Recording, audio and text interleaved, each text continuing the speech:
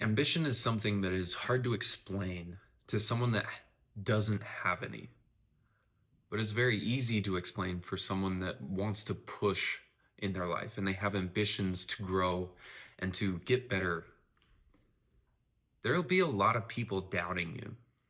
If you have a good, well thought out idea and a good plan on how to get to your goal, you can get there given enough time to achieve it and given enough effort put in that you can actually make a change. You can do just about anything with a well thought out plan and the strength to push through all the hardship that you will follow. Give yourself enough time, you'll you'll more than likely succeed. But you'll have to push through people that are doubting you. It won't make sense to people that only push as far as they need to squeak by. They don't want to ruffle any feathers. They don't really want to push themselves all that much. They don't want to become more. They're stuck in mediocrity, and that's where they want to stay. It's hard to understand that mind frame, that mental framework of being okay, being less than their best. I'm not saying you need to compare yourself to others, but you should look at your abilities and where you think you could get to and actually try to push yourself to become better. Most people won't do that. There's a lot of us out there that will. We'll try our best to keep growing and to see how much we can actually take. But there's many people out there that won't.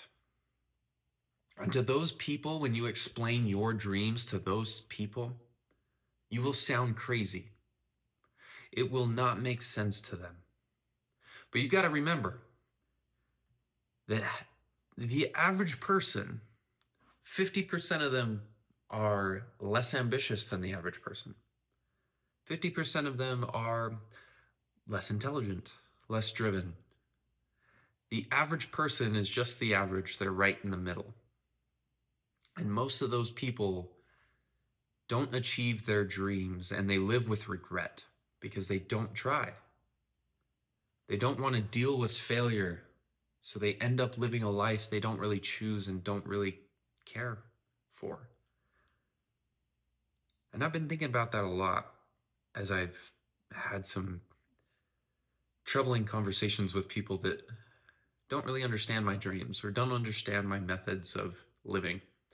And it's hard to make them understand why I do what I do, why I save a portion of my paycheck strictly for investing, and why I save for a rainy day fund, and why I'm investing as much as I do and investing as much time and energy into education and my hobbies and my skill. It's kind of hard because these will be friends and family that may not understand your ambitions. They won't understand your goals. They won't understand your dreams. They might not yet see your vision. But that doesn't mean you need to listen to them. And they all mean the best most of the time. Most of them, I would wager, do mean the best. But if you're obsessed with something, a skill, a hobby that you want to turn into a profession, if you take that obsession and you turn it into action and you give yourself enough time, you'll probably succeed at whatever that goal is. But you do have to put in the time and you do have to be obsessive about it. If you don't, maybe their words of wisdom are actually wisdom. But if you do put in that time, they don't know what you can achieve. I was listening to an interview with Elon Musk back in, I think it was 2012. He was talking to the reporter and they were asking him about SpaceX. And this is back before SpaceX had launched the Falcon 9 rocket. And it's back before they had landed a reusable rocket and proved the concept that they now use. And Elon was talking how a couple of the Apollo 11 astronauts told him and told Congress that SpaceX would never exist. It would never be a real company. These are people that knew rockets very well and flew them to the moon and landed on it. And Musk had dreams so big that people that literally were on the moon, literally sat in rockets like his, didn't believe that his dream was possible. Both of them died before they saw the success of SpaceX. But if you follow astronomy news or rockets or technology or just kind of the news in general, you know SpaceX is a multi-trillion-dollar company. You know that it has reusable rockets. You know that Starlink is a company now that is owned by SpaceX, and it has high-speed internet from satellites to anyone who wants to purchase one. You know that it owns Grok, XAI, that it is building and designing robots and multiple rockets, and it's taken astronauts to the space station. His heroes, who had massive dreams of their own, did not understand Musk's goal. They didn't think it was possible, and they doubted him, and they fought actively against him. People that had massive dreams of being an astronaut, they were talking trash to Elon because he wanted to have a reusable rocket. And because they didn't understand it, they actively pushed against it. A lot of people will be like that towards your dreams.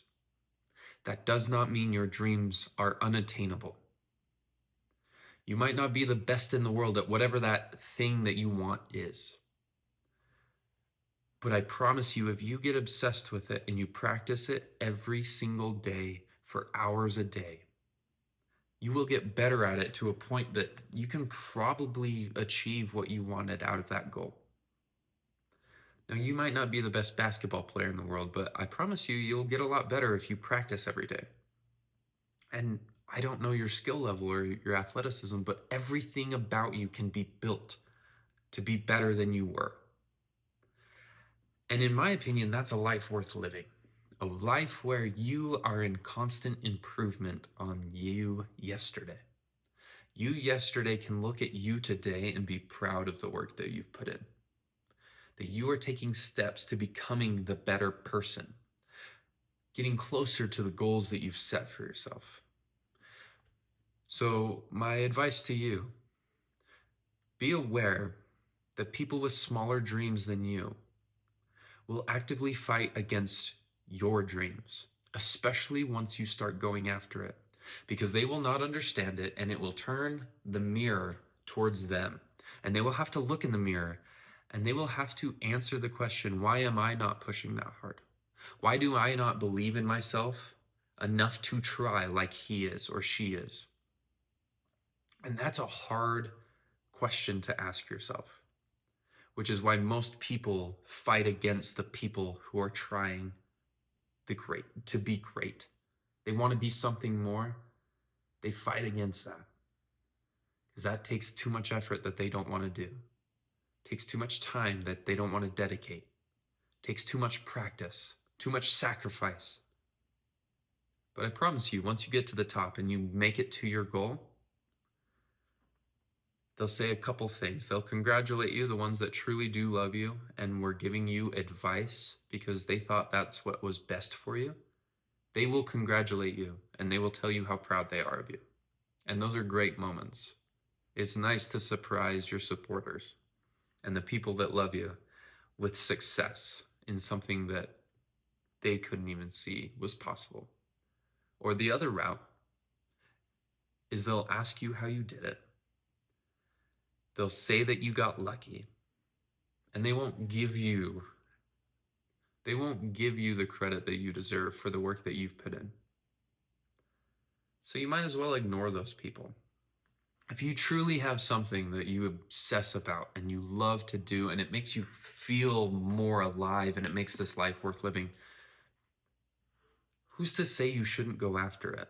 If it doesn't hurt anyone, and it lights a fire in you that makes you feel that this life is worth living, you should go after that. And you should dedicate a good amount of your time to becoming the best you can at it. Because you might just be surprised about how far you can go. Ignore the haters. Focus on yourself and improving yourself. I love you guys. I wish you the best. I'll see you later.